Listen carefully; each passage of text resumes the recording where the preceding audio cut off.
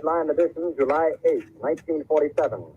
The Army Air Forces has announced that a flying disc has been found and is now in the possession of the Army.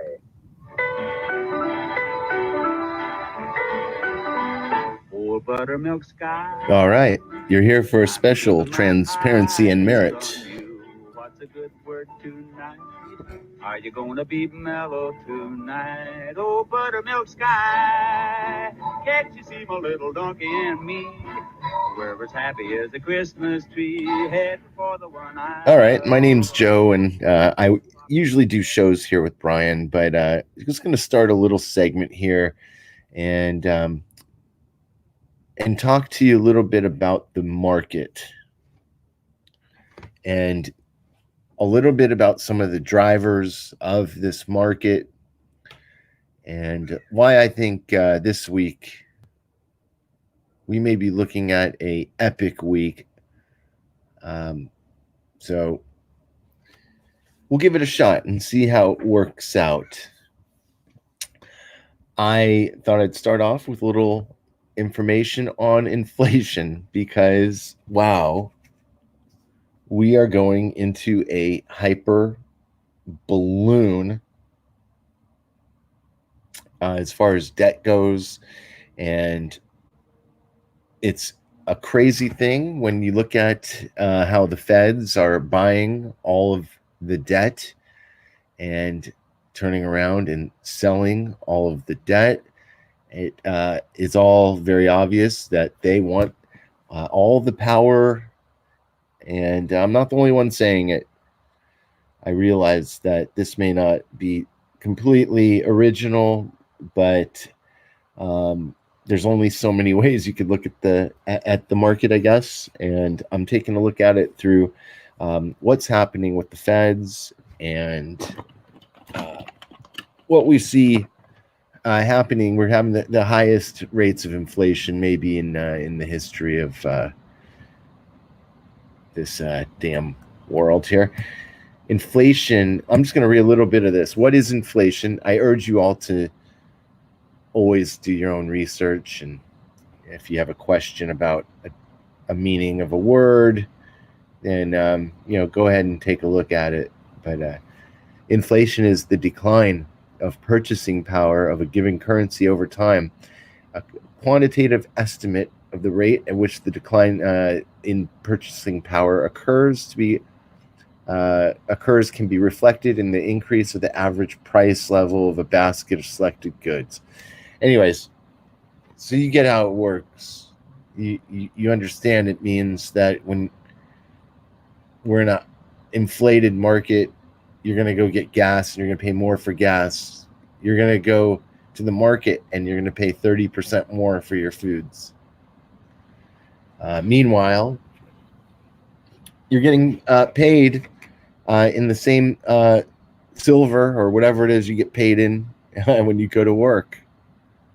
So nothing changes, but meanwhile, you're spending more. So your silver or your dollar buys you less. By the way, and I agree with a lot of people out there, but silver, which took a dip, gold and silver took a dip on at the end of last week. By the way, this is August 8th, 2021. Last week, we saw the prices of gold and silver go down, and buy it. It's a buying opportunity right there. That's all I would say about that. So what do we look at when we're considering what to buy? That's really not what I do. I mean, I'm not there yet. I don't like to give people stock picks. I just look at the what I see impacting the market, and I try my best to stay in those pockets of the market, and it works. It really does. When you watch for the value of the dollar, there's a Dixie index, and when you see that the market wants, the feds want a weaker dollar, the weaker dollar makes for a stronger market. I look at the prices of crude oil because I feel strongly that it's the major driver, the I guess it's the lifeblood, to steal somebody else's phrase, but it really is what the military industrial complex is all about. It's that crude.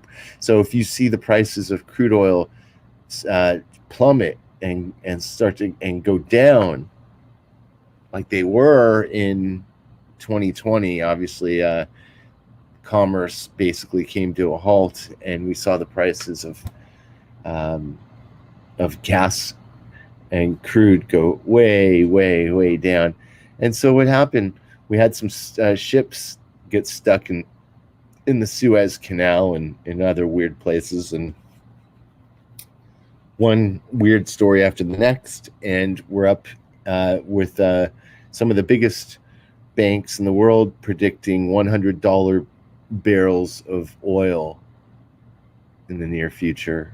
And they're probably right. I don't know. But if you were playing crude this entire time, you made a lot of money. And it was certainly, if anything, it was a good offset for paying higher prices at the market. Of course, this all leads me to one thing. This is all, by the way, a complete and utter disturbing annihilation of the middle class. But who cares, right? Who cares about them? The other factor, and there's more, but the three big factors that I look at: the price of the dollar, prices of crude oil, and then the 10-year yield.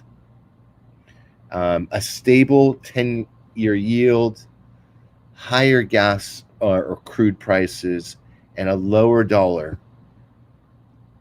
That makes for a dazzling display in the stock market on any given day, by the way. Test it out for yourself. And when the 10-year yield, the way it works, and I'm still kind of getting a grip on this myself, but I when the 10-year yield go down, usually that means there's more cash going into the market. And when the 10-year yield goes up, we're getting cash out of the market, which would be a bad thing. So a stable 10-year yield generally is a stock market positive sort of thing.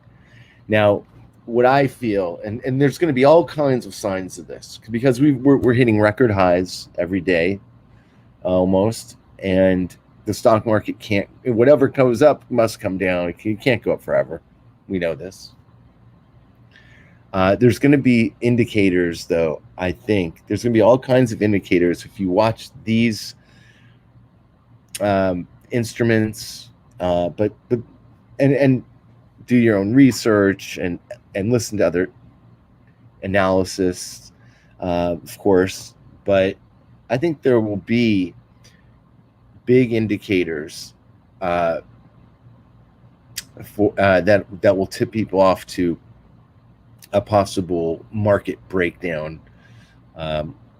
Some people say, "Hey, Joe, fall! Watch out for the fall!" Whatever.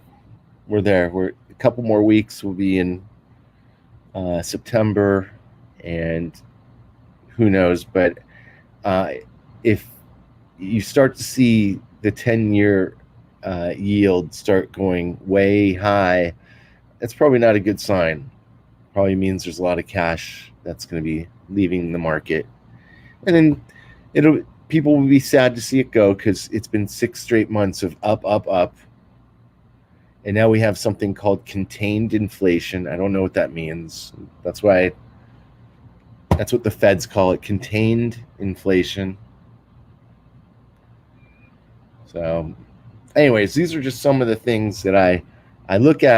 I don't see any stopping this week. That's why I say it could be an epic week. I think. And I was, by the way, one of the few people who've stayed at least strong on holding crypto, if not adding during the last dip. And now look what happened. It hit 45,000. Bitcoin did just a couple days ago. It's a big comeback, but I think it's super volatile. So it's not the best place for your money. It's definitely just a side gig, but I think that I think that crypto could hit, could keep going higher and higher and hit all-time highs. I would not be surprised, but I don't know. There's a lot of people say, "Oh, it'll hit 100,000." That was the big rumor last year. It'll go to 100,000. I don't know if it'll do that, but I do know that that I was right when during the last dip. If you bought, then you're already way in the green. So there's that. All right, so I think that's about it for this one. I went a little bit longer than I expected. Even we're at 11 minutes. Contained inflation. If anybody can tell me what that means, let me know. This is all by design. The hyperinflation or hyper balloon that we're about to walk into, it's all by design. Gold and silver are artificially suppressed. Maybe that's what they mean by contained inflation. This is a contained situation with gold and silver. Silver should be way higher. It's still a great deal. Buy it. Be your own central bank, right? It creates leverage when you're able to have to bet against the debt. Anyways, that's it for this round. If you're finding any of it interesting, you want to hear more, if you want me to go deeper and into a daily analysis or something like that, leave a comment. And I want to get to a point where we're able to look at risk and sidestep it and get on to less risky places in the market. But keep your eye on the dollar, the price of crude oil, and the 10-year yield. Can't go wrong there.